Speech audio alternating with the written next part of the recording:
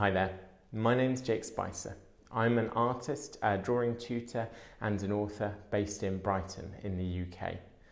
I run a little drawing school called Draw, and I also write instructional drawing books helping people to use drawing as a way of engaging with the world around them and spending more time looking at other people and at the spaces that we inhabit.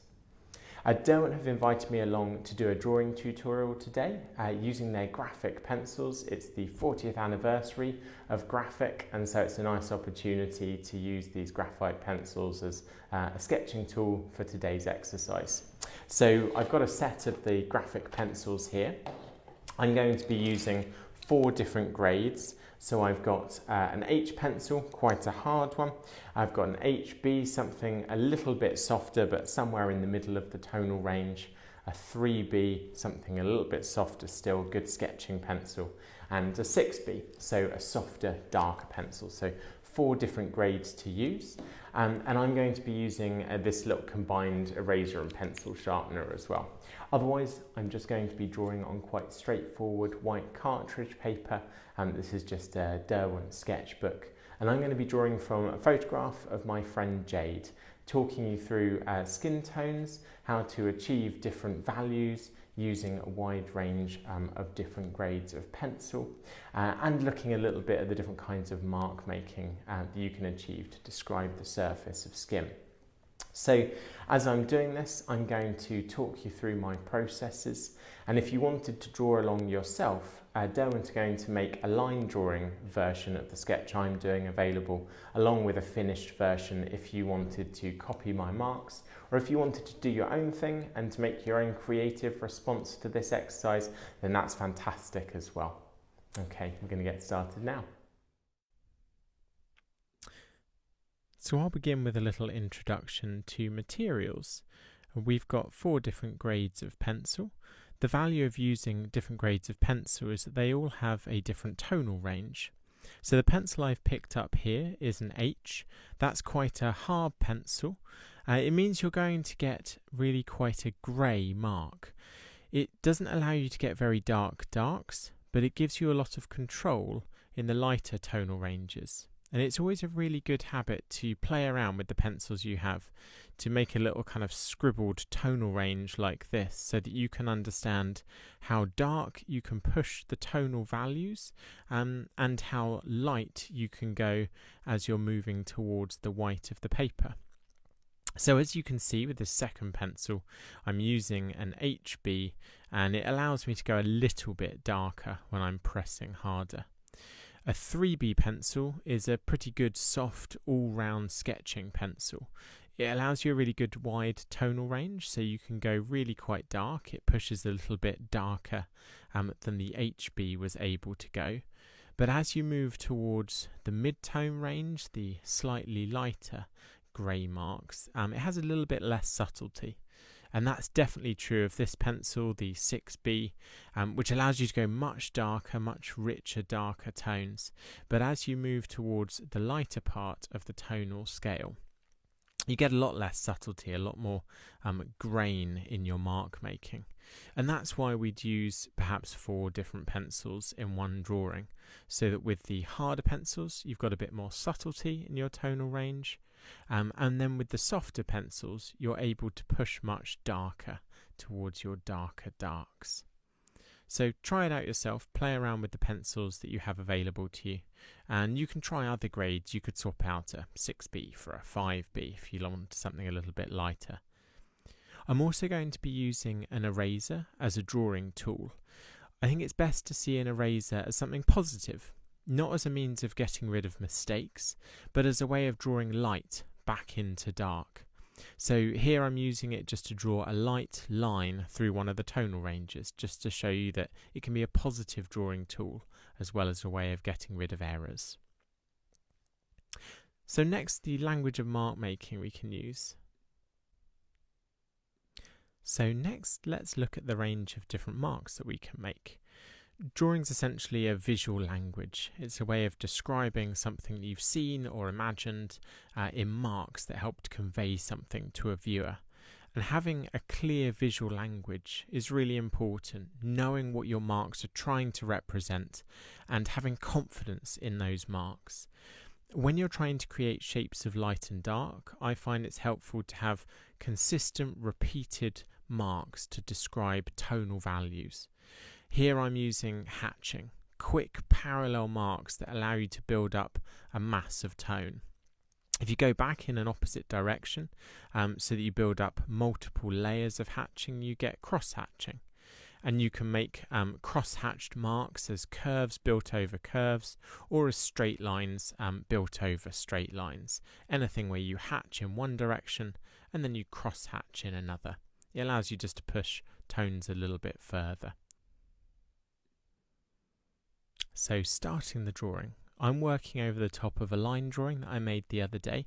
I've got a photo of Jade up on a laptop screen in front of me, and I'm going to be laying in general tones first. So I'm using the H grade pencil to give me kind of light greys, and I'm hatching broad blocks of tone over most of the head. So anywhere that's dark, whether it's really quite dark or whether it's just a little bit of pale shadow, I'm covering with a fine layer of hatched marks just to get a kind of base of tone. I'm now going back in with a little bit more detail. So I'm going back over the top of some of the smaller tonal shapes, and I'm going to layer another mass of tone in the same H pencil back over the top at a slightly different angle, so that I'm subtly cross-hatching, building up slightly darker tones in the middle kind of tonal values. When we're talking about tone or we're talking about value, we're essentially talking about the same thing. So if you've read or heard about them being discussed differently, both the words tone and value describe the tonal value of something, how light or dark it is. And when you're trying to achieve different skin tones, I think it's important just to be objective, just to learn to look at what's in front of you, and rather than imagining what that tone should be, actually trying to just see how light or dark it is and replicate what you can see in clear marks on the page. So I'm blocking in masses of H cross-hatching over the top of my earlier hatching just to push some of the tonal values a little bit darker. I'm still not pressing all that hard with my pencil, so as not to make scratchy marks, and because I'm only working in an H, the tonal range is really quite limited. I can't accidentally go too dark at this stage. If I need to, I can always clean it up with an eraser later. So I'm bringing in an HB now. That's allowing me to push the tones a little bit darker. I've made sure these are nice and sharp before starting. And I'm going to go back over areas in shadow and darken them a little further. I'm leaving the darkest darks of the hair until later on, and I'm just working on skin tone shadows at first. So at the moment I'm building up the shapes of shadow in the ear, and then I'm going to work from facial features outwards, kind of looking at the key interesting shapes of shadow and starting to make further cross-hatched marks over the top of my earlier H marks to push the tones a little bit darker. As I'm making these marks, I'm still hatching. I'm still making marks in a kind of clear direction, but I'm using really quite short, sharp marks from my thumb and finger. It gives you a lot of control if you're holding the pencil a little bit further down. You're making thumb and finger marks because it replicates writing, something we're really quite familiar with. We've got a lot of control over the fine motor movements that are required for that kind of finer hatching. I'm building up some of the shapes of tone in the features of the face, and that's allowing me to get a sense of identity, a little bit of focus into the drawing. Likeness very much resides in the shapes of features. It's less about facial proportion as well. Otherwise caricature wouldn't work. So the shapes of eyes, the shapes of eyebrows, particular character of the shapes of lips, and the tones that you build up around them are going to be really important to the likeness of a portrait. I've already done a lot of the hard work in this drawing. at the earlier stages of sketching out the contours, the outline edges of the face, I've kind of established a strong foundation on which to build all of this tone. That would be for another day, that kind of tutorial, but this is really just focusing on tonal values in the head in pencil. So as you're starting to look at different features, so as you're working through shapes of shadow in the lip, you might notice that the top lip is often in shadow, where the bottom lip often catches quite a strong highlight. It's the shadow underneath the bottom lip that really defines a lot of the lip shape. It's also really important not to miss out the neck and shoulders in a portrait. There's a lot of expression there, and it helps to set the chin in context to make sure you get a good strong shape of shadow supporting the underside of the jaw. So at this stage, I'm going to go in with a little more detail, kind of working in layers. So as you're noticing, I've kind of worked my way through the whole drawing several times. Now, there's no such thing as a kind of right and wrong old drawing. There are better and worse ways of creating certain effects, but there's no wrong way to go about a study like this. But I like to kind of scan through to give myself lots of time to make changes as I'm working, kind of allowing the drawing room to evolve. As I'm making marks in this layer, rather than just hatching in one direction, I'm going to be making marks that feel around the shape of the face. This is a more kind of sculptural approach to the drawing. It parallels with the idea of cross contour, if that's something you've come across before, marks that describe the curve of a surface. And in some ways it's a more sculptural process. So at this stage in the drawing, I've already established some of the lighter tones of the head, but I need to say something about the surface of skin, almost sort of how it feels, what it's like to actually have a skull underneath your skin, kind of what it's like to have a surface that you could touch. And when you're working from photographs, it's easy for your images to become really flat, to lose that sense of touch, of contact, and of kind of three-dimensional tactile quality. So making marks that feel around a shape, that have a sense of kind of sculptural quality, will be an important part of your kind of visual vocabulary. They'll help to kind of describe something that pure tone, that just light and dark, wouldn't quite be able to say. It's the advantage we have on a camera. A camera doesn't have a sense of touch and can't necessarily describe a curved surface. When we're looking at a face, we understand that that face has a curved surface in the same way as our own face does, and the marks that we make can help to describe that. So making sculptural marks that feel around a surface, as well as making tonal marks that all go in one direction, will help you to establish a broad and varied visual vocabulary. One thing you might notice on the right hand side of Jade's face is that I've got quite a kind of clean graphic line running down the side of her profile. Now, that was a bit of an imposition on my part. I didn't see such a sharp line as that in the photograph, but I've put it in order to differentiate the highlight on the side of her face from the white of the paper behind. And I think it's really helpful to think that actually a drawing that you make is your own drawing. You make creative decisions within it.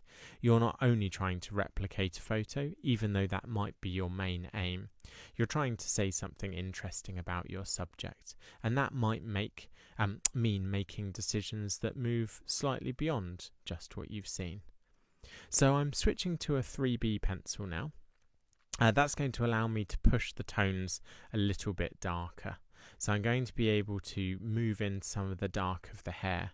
One of the great values of using several pencils all at once is that you can switch between different tones. If you're deliberately trying to keep your mark making a little bit lighter, a little bit paler, then you might want to use those lighter tones, those H's and HB's.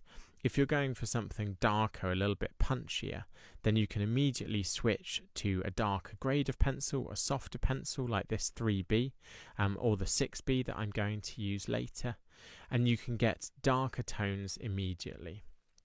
So I'm using these darker tones for describing the tones of Jade's hair. I'm making marks in the direction of the hair. So although it already has a layer of kind of base hatching in H that I put down really quite early in the drawing, I'm going to make marks in the direction of Jade's hair to say something about the texture as well as the tone. That idea of kind of being able to describe the tactile surface of what you're drawing really comes through in hair. When you're looking at hair texture, you can imagine the direction that someone might have brushed their hair in order to get the kind of style or shape of the hair that they have. And as you're making your marks with your pencil, it often helps to follow that direction. So you're drawing the hair in the direction somebody might have brushed it or braided it. That helps to kind of emphasize the physical quality of the hair as something that isn't just a kind of flat shape of tone, but that actually has existence in the real world. When you're working from a photograph, it can be hard to kind of channel those things. But I think that's where it's helpful to be human beings ourselves. When we're looking at another person, when we're looking at drawing their eyebrows perhaps, we can feel our own eyebrows to understand that there's hair texture there. There's kind of something that we can feel. And that helps us to tap into a sense of empathy with our model and to make more than just a flat two-dimensional image. Now, some of the darkest darks in the face are around the pupils of the eyes. So I'm using the 3B here to put in some really dark tones in the centre of the eye, leaving a little bit of a light shape for the reflected light that tells us that the eyeball is a wet thing, that the person is actually alive. So those little shapes of really dark in the eye next to a shape of kind of bright highlight for the catch light that's just illuminating the eye help to give an eye kind of punch and focus. And when we're making our drawings, we can't help but kind of be drawn into faces and eyes. So as we're working through this kind of stage of a drawing, I think it's a really good habit to play around with pushing your tones a little bit darker, just seeing how that affects the impact of the face. So I'm also darkening centerline of the lips and the shapes of the nostrils. They're the kind of holes into the head, the kind of dark shapes that define the features, the purpose of the features. And so bringing a little bit more tonal contrast into those areas helps to draw attention into the key features of the face. So as I'm working through and adding further tones to the hair and to some of Jade's outfit, I'm making a few different stylistic choices. So I decided early on that I wasn't going to do all of the hair in detail. I've left some of Jade's plaits really quite light so that you can see some of the structure in them. I thought that looked like an interesting kind of set of textures. And with some of the hair in the back of her head, I'm allowing it to kind of remain quite a simple shape. The negative spaces, the spaces of light behind Jade's hair, I think are as important as the strands of hair themselves, the kind of braids. So I'm trying to kind of keep that relationship between light and dark shapes as simple as possible so as not to distract away from the features of Jade's face. Now, those kind of creative decisions are completely up to you. If your aim is to replicate the photograph exactly as you see it, then there's nothing wrong with that. You're going to have to work through in a much greater level of detail than I am. But I'm trying to allow this drawing to kind of be quite loose and quite simple in areas to contrast with the tighter, more defined parts of the face. Just a kind of personal, creative choice that you can make. Jade was also wearing a dark top for this photograph, but I've left it light. I've just left it as a simple shape so that I'm not just filling in loads of dark. I think it's important that you're not feeling restricted by the photographic imagery that you're working from. It's a starting point, it's a kind of jumping off point for your drawing. But the drawing itself is a unique and individual piece of work. And I think it should be personal to you. It should say something interesting about your subject that goes beyond what the photograph was able to say. And so the creative decisions that you make really kind of define what the drawing is to you. So at this point I'm going in with a 6B. I'm going in with something darker. So this is my darkest pencil. and I'm using that to add a little bit of extra dark tone to some of the features, and to push some of the tones of the hair a little bit darker. So with this 6B, I'm able to get the darkest darks that I can achieve in this particular drawing with this tonal range. I'm not going to use it for any subtle tones because it's a little bit too grainy to do that, and that was what the H and the HB were for. So I might come in later on and just make a few little changes to some of the skin tones in the drawing, but I'm going to keep this darkest dark, this softer pencil just for the hair. So at the moment I'm just hatching. I'm just making quick parallel marks to fill space. I'm also going to go back, and as my pencil's worn down on one side, making a kind of chisel-like point, I'm going to use some of that shape to allow me to get quick and efficient textures in the hair, particularly with kind of dreadlocks, with braided hair, with any kind of dark hair that has a lot of texture in it. Using the pencil to get broader strokes is going to help you to cover the kind of space of the hair quickly and pull out some of the interesting textures that you can see. I'm leaving some of the light shapes, some of the negative spaces between braids as clean as possible as well. If I kind of go over the lines, it doesn't really matter. I'm not making so tightly representational a drawing that a little bit of deviation from the edge of the outline is going to be detrimental to the drawing. But I'm just trying to kind of keep quick, energetic marks going. I'm trying not to kind of lose momentum in the drawing at this point. You never want to get bored with your drawing. I think if you feel like you're just making repetitive marks, you're not feeling all that engaged with it, it's good to kind of stop, take a break, come back to it later. It's really important to remain engaged while you're drawing. I think it should be something enjoyable. It should be something that feels like it's helping you to engage more with the world, not kind of engage less. And so I think feeling committed to the drawing is really quite important. So take breaks whenever you need. With a longer study like this, I think that's important. And this overall took me about 40 minutes to get to this point. I've sped it up obviously for this demonstration, just so you don't have to watch me scribble all the way through. But this is sort of a 40-minute drawing with maybe a kind of 30-minute drawing underneath it. So, you know, at least a kind of an hour and a quarter or so on this picture. And I've probably taken a couple of breaks during that time just to kind of stretch out, have something to eat, have a cup of tea. So I'm going back over the top with an HB. So using something really quite pale just to add in some of the skin tones. So just to kind of make a few little edited marks in the direction of the kind of sculptural surface of the face. I'm going to bring in an eraser shortly as well, just to kind of clean up some of the bits of the face. So anywhere where I need a lighter tone, where actually I've pushed a little bit too dark with the graphite, I can go back over the top with the eraser, take out some of those graphite marks and make some sort of positive highlight in the drawing. Derwent are going to make a line drawing version of this study available, so if you wanted to add your own tone to it using this tutorial or taking your own creative direction with it, then you can. They're also going to make a finished version of the drawing available so that you can see it in a little bit more detail than is possible in the video.